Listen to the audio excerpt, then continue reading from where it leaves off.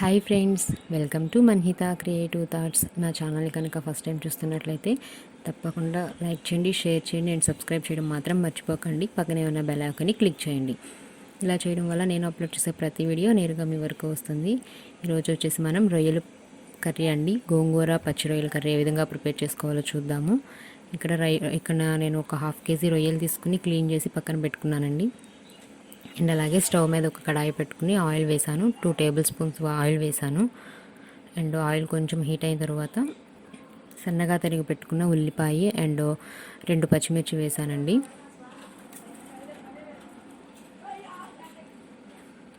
ఇవి కొంచెం ఆయిల్లో ఫ్రై చేసుకోవాలి.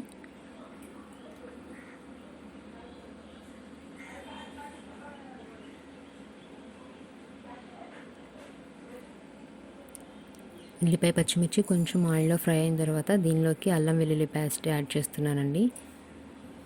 2 టేబుల్ స్పూన్ల అల్లం వెల్లుల్లి పేస్ట్ వేసాను. అంటే ఇది నాన్ వెజ్ ఐటెం కదా, సో కొంచెం అల్లం వెల్లుల్లి పర్ఫెక్ట్గా సరిపడా ఉంటేనే మనకి ఆ స్మెల్ అనేది ఉండకుండా ఉంటుంది. ఇది కూడా కొంచెం ఆయిల్లో బాగా ఫ్రై చేసుకోవాలి. అది ఫ్రై అయిన తర్వాత ఇక్కడ పచ్చి రొయ్యలు వేసుకుంటున్నానండి. క్లీన్ చేసి పెట్టుకున్న రొయ్యలు వేసాను. దీనిలోకి ఇప్పుడు పసుపు,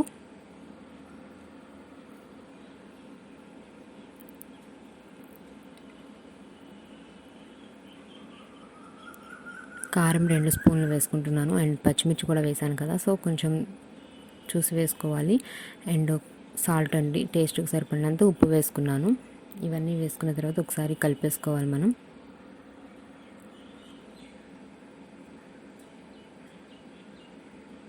ఉప్పు కారం అంతా కూడా మనకి రొయ్యలకి పట్టేలాగా కలుపుకొని మూత పెట్టి ఒక 5 మినిట్స్ పాటు కుక్ అవనివ్వాలి.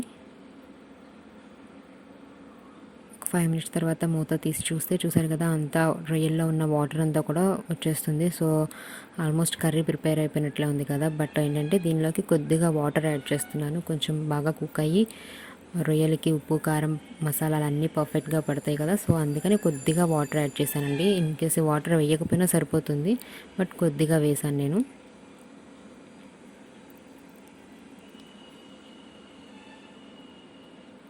ఇప్పుడు దీనిలోకి కొత్తిమీర వేసుకుంటున్నానండి.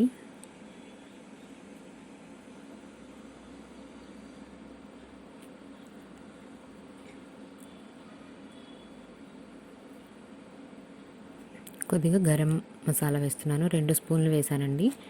కొంచెం ఇది చిన్న స్పూన్ కాబట్టి ఒక 2-3 టైమ్స్ వేసినట్టున్నాను. 2 స్పూన్స్ వేస్తే సరిపోతుంది. చాలా తక్కువ మసాలాలతో చాలా టేస్టీగా ఉంటుందండి కర్రీ అయితే. ఒకసారి తప్పకుండా ట్రై చేయండి. ఇప్పుడు బాగా కలుపుకున్న తర్వాత దీని మీద మూత పెట్టి ఒక 5 మినిట్స్ పాటు కుక్ అవనివ్వాలి.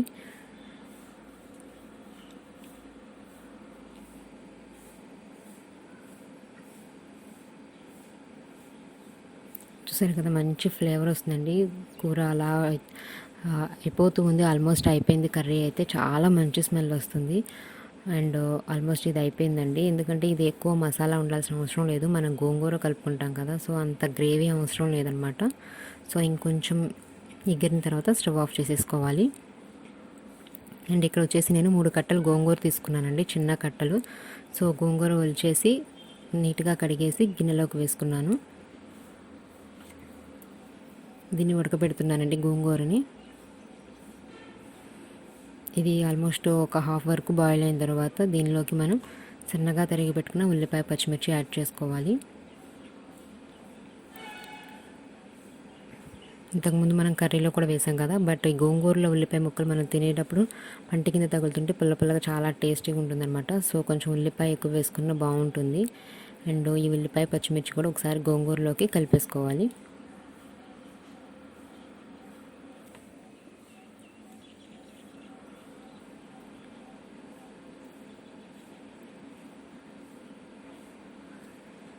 చూసారు కదా, ఉల్లిపాయ పచ్చిమిర్చి కూడా ఆల్మోస్ట్ చాలా వరకు మగ్గిపోయాయి అన్నమాట.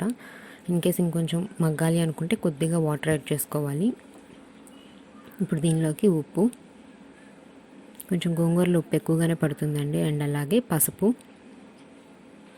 కారము. గోంగూరలోకి ఉప్పు కారం ఎక్కువ ఉంటే టేస్ట్ బాగుంటుంది. సో కారం కూడా 2 స్పూన్స్ వేసుకున్నాను. అండ్ ఇంతకుముందు మనం కర్రీలోకి సపరేట్గా వేసాము అండ్ గోంగూరలో కూడా సపరేట్గా వేస్తున్నాం అనమాట.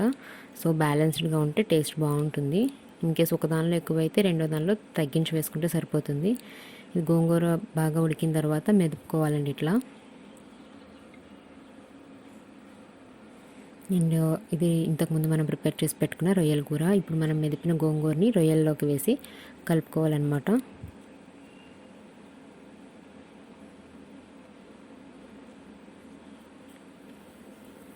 ఇవి రెండు కూడా బాగా ఒకసారి మిక్స్ చేసేసుకోవాలి. మొత్తం రొయ్యలు అండ్ గోంగూర కూడా కలిసిపోయేలాగా కలుపుకోవాలి.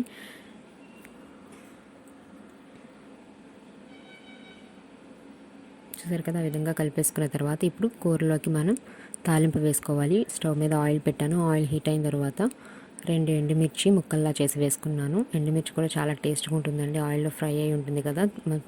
అది కాక గోంగూరలో వేసేసరికి కొంచెం పుల్లగా బాగుంటాయి అనమాట. సో అందుకే నేను కొంచెం ఎక్కువ వేసుకున్నాను. అండ్ అలాగే కొంచెం దంచి పెట్టుకున్న వెల్లుల్లిపాయలు 4-5 వేసానండి ఇక్కడ. అండ్ అలాగే కొంచెం ఆవాలు, జీలకర్ర వేస్తున్నాను.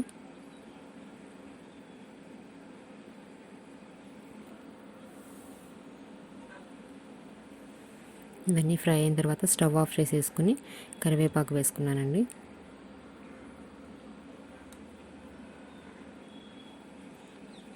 ఇప్పుడు ఈ తాలింపును మనం ముందుగా మిక్స్ చేసి పెట్టుకున్న గోంగూర రొయ్యల్లోకి వేసుకోవాలి.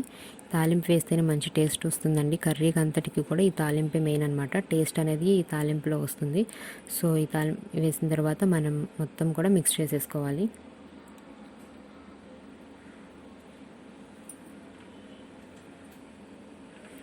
చూసారు కదండి, పచ్చి రొయ్యలు గోంగూర కర్రీ అయితే ప్రిపేర్ అయిపోయింది. ఈ వీడియో కనుక మీకు నచ్చినట్లయితే తప్పకుండా లైక్ చేయండి, షేర్ చేయండి అండ్ సబ్స్క్రైబ్ చేయడం మాత్రం మర్చిపోకండి. అండ్ అలాగే ట్రై చేసి ఈ రెసిపీ ఎలా ఉంది ఏంటి అనేది నాకు కామెంట్ రూపంలో తెలియచేయండి. Thank you for watching.